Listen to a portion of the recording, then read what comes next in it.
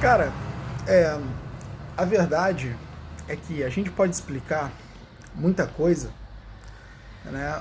Assim como a gente pode entender muito bem a mecânica humana por meio do que Freud ele postulou lá na psicanálise como a segunda tópica, né? Freud ele vai estabelecer a primeira tópica freudiana, aonde ele traz os conceitos de consciente, pré-consciente e inconsciente, e ele vai estabelecer a segunda tópica freudiana, aonde ele vai vir com o conceito do id, do ego e do superego. E cara, muitas coisas assim do que nós vemos acerca do nosso dia a dia, a gente consegue, de uma certa forma, enxergar a dinâmica, né, entre o id, o ego e o superego. Né? E isso, de uma certa forma, ajuda, né, nos ajuda a entender muito melhor a gente. Quer ver uma coisa? Vamos pegar duas pessoas, tá? Elas se conheceram numa festa. E depois que a festa acabou, essas duas pessoas saíram, né? O clima deu uma esquentada e quando as coisas começaram a arrumar para uma relação sexual, o cara parou. O que fez, naquele momento, o cara segurar os impulsos sexuais dele? Essa é uma experiência corriqueira, principalmente no carnaval. Não é verdade? É uma experiência bem corriqueira. E aqui você já pode explicar, né, você já pode perceber a dinâmica entre id, ego e superego. Quer ver uma coisa? O que seria o id? O impulso sexual, o desejo pela moça, que basicamente ele tinha. Só que o que fez com que esse desejo fosse reprimido?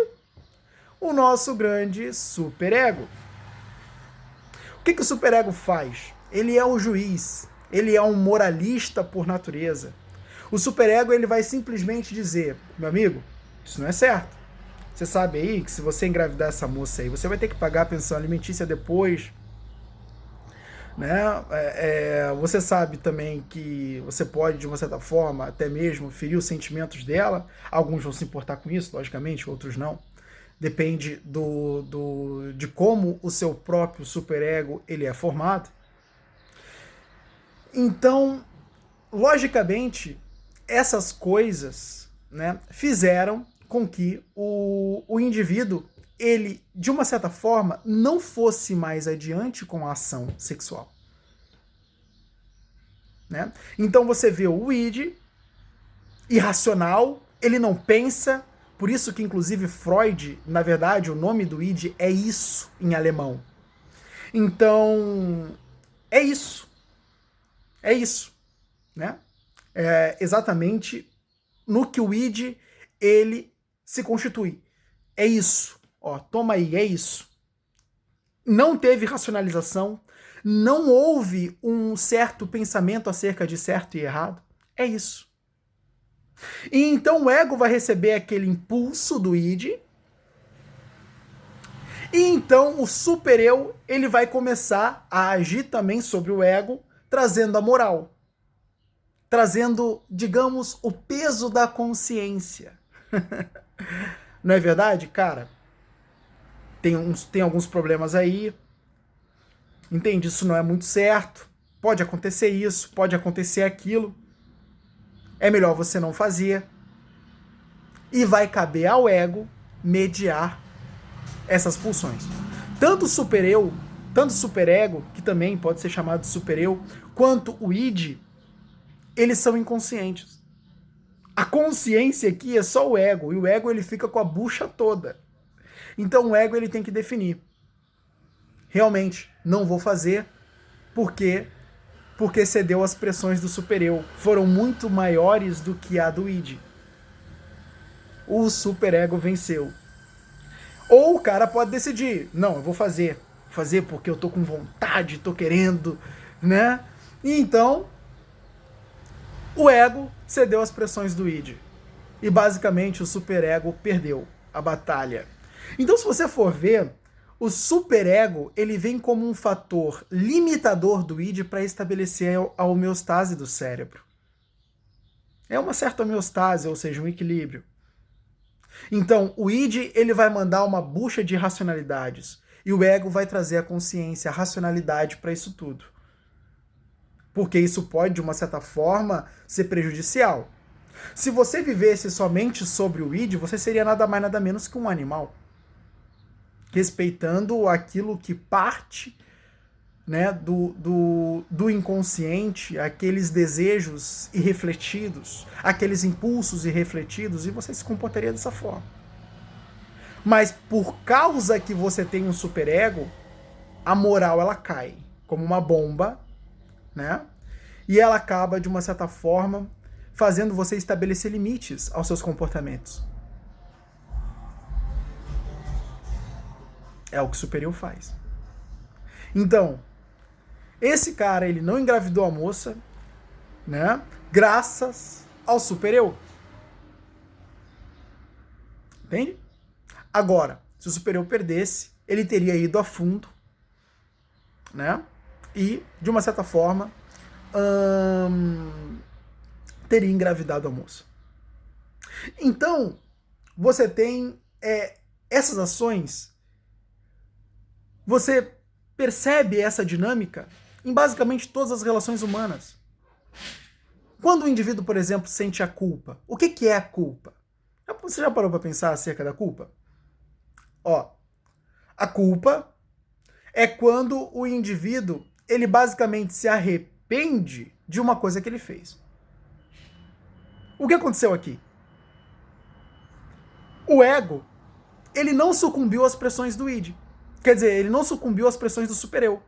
E ele obedeceu às pressões do id. E agiu no impulso. Quando o ego concluiu aquilo qual o id pulsionou, o super-eu, logo depois, caiu matando. Essa ação foi errada. Não está de acordo com a minha moral. Você fez isso, mas deveria ter feito aquilo. O que acaba fazendo? Essa pressão exercida do super-eu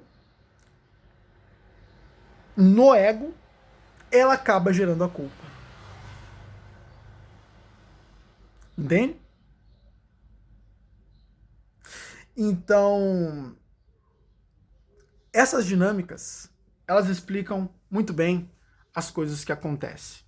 E isso vai ser legal agora, porque quando você estiver se deparando com certas situações na vida, você consegue estabelecer um parâmetro mais racional acerca daquilo que você faz.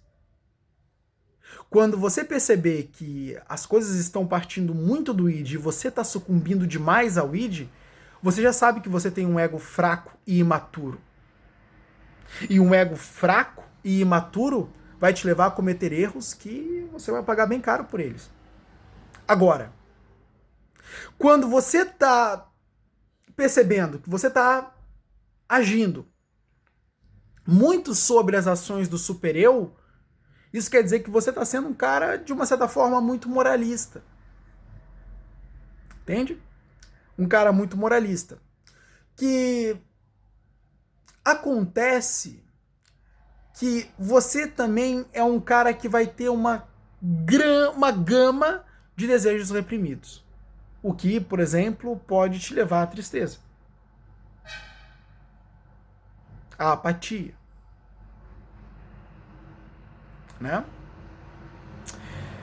Então, você ter um ego muito comandado pelo super-eu não é bom, e você ter um ego no outro extremo, muito comandado pelo id, não é bom. Por isso que se faz a necessidade de um ego forte. Por isso que se faz uma necessidade de uma consciência mais forte. O que é uma consciência forte? É aquela que tem a capacidade de intermediar. Ou seja, Super eu, você está recomendando isso. Id, você está desejando isso.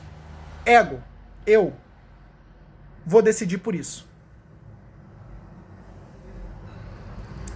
Ou seja, o indivíduo ele começa a fazer uso da razão para definir aquilo que é certo e errado. Para definir aquilo que, de uma certa forma, não vai se converter em um erro, mas num acerto. Ou seja, um ego forte, ele é confirmado pela qualidade das suas decisões. Porque basicamente houve um peso, né, dos fatos, houve um peso dos fatos ali, e então você decidiu por aquele que aparentava ser o melhor, ou aquele que aparentava não, mas era o melhor, né? Então, quando nós entendemos essa dinâmica entre id, ego e supereu, a gente pode entender como basicamente nós funcionamos no nosso cotidiano. Entende? E por que muitas vezes nós somos aqueles seres imaturos, que agem muito no impulso. Isso já é, né, uma informação muito clara de que o id ele está dominando o ego e de que o nosso super-eu está fraco no cenário. Né?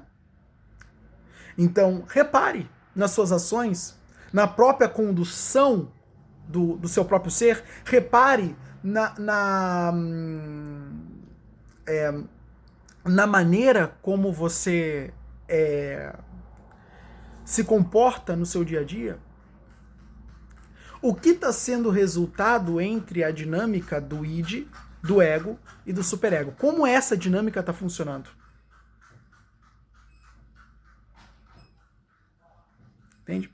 Isso vai fazer uma diferença grandíssima na sua vida. Isso vai fazer uma diferença muito grande na sua vida.